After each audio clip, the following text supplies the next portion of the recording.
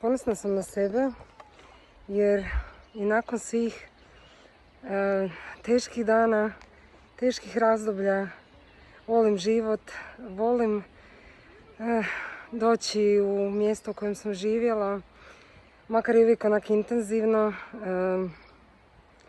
Volim ga fotkat, volim snimat, jer to je moj svijet, s tim sam se ja povezala ovdje. Znači, početci života mojeg djeteta, psa i mojeg života, nekakvog drugčijeg. Nisam znala tad što me sve čeka i bolje ne znati što te čeka, jer zapravo kroz razne situacije tek vidiš koliko si snažna.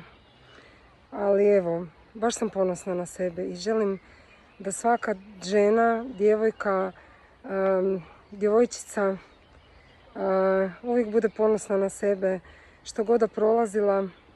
Uvijek će biti pubertet, uvijek će biti menopauze, uvijek će biti te nekakve biološke promjene, ne znam što sve neće.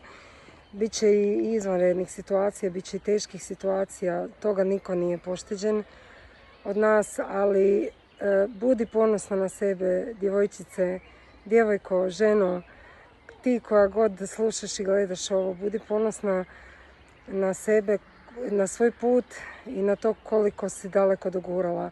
Ako si štetila ikome, prestani i nemoj više.